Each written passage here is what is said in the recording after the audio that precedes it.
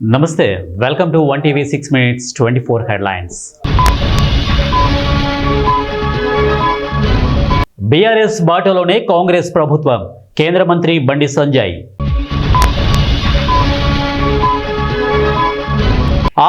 ఆధారంగా బీహార్ ఓటర్ల జాబితా, సుప్రీంకోర్టు కీలక తీర్పు. కాంగ్రెస్ ఆర్జేడీ చొరబాటుదారుల్ని ప్రోత్సహిస్తున్నాయి. త్వరలో జనాభా మిషన్, ప్రధాని మోదీ. రాహుల్ గాంధీ, రేవంత్ రెడ్డి వైఖరి మార్చుకోవాలి, బీజేపీ ఎంపీ లక్ష్మణ్. 15 నెలల్లో ఒక్క పెన్షన్ కూడా తొలగించలేదు, మంత్రి కొండపల్లి శ్రీనివాస్. సరిహద్దు వివాదం, కీలక నిర్ణయం, భారత్లో చైనా రాయబారి. పార్లమెంటు నిరవధిక వాయిదా, ముగిసిన వర్షాకాల సమావేశాలు. సైబర్ నేరాల్లో సిబిఐ దర్యాప్తునకు రాష్ట్రాల అనుమతి అవసరం లేదు, కేంద్రానికి పార్లమెంటరీ స్థాయి సంఘం సిఫారసు.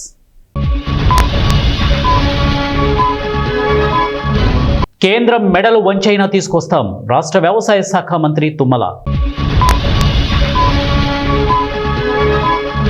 సీఎం బహిరంగ సభలో నినాదాలు, 2 అరెస్ట్. చిన్నస్వామి స్టేడియంలో తొక్కిసలాటకు నిర్వాహకులే ప్రధాన కారణం, మంత్రి పరమేశ్వర. సౌత్ ఆఫ్రికా స్టార్ సంచలనం, ప్రపంచంలోనే తొలి ప్లేయర్గా చరిత్ర. మిథున్ రెడ్డిని కలిసిన పెద్దిరెడ్డి, బాబు సర్కార్పై సీరియస్. యూరియా కోసం బారులు, క్యూ లైన్లో చెప్పులు, పాస్బుక్కులు. దరిద్రపు గొట్టు, అసమర్థ పాలన, సీఎం రేవంత్ రెడ్డిపై ఎక్స్ వేదికగా కేటీఆర్ విసుర్లు. ఎరువుల కృత్రిమ కొరత సృష్టిస్తున్నారు సీఎం. అసెంబ్లీలో ఆర్ఎస్ఎస్ గీతాన్ని ఆలపించిన డీకే శివకుమార్. వీధి కుక్కలను స్టెరిలైజ్ చేసి రిలీజ్ చేయండి, సుప్రీంకోర్టు. బిగ్ బాస్ విన్నర్ ఇంటిపై కాల్పులు, ఎన్కౌంటర్లో నిందితుడు అరెస్ట్.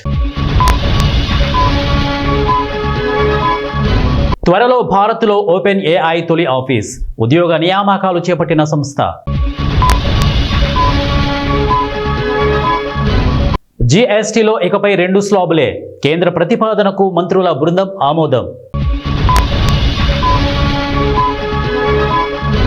ఆన్లైన్ గేమింగ్తో భారీ నష్టం, ఏటా 45 కోట్ల మంది 20,000 కోట్లు నష్టపోతున్నారు, ప్రభుత్వం అంచనా.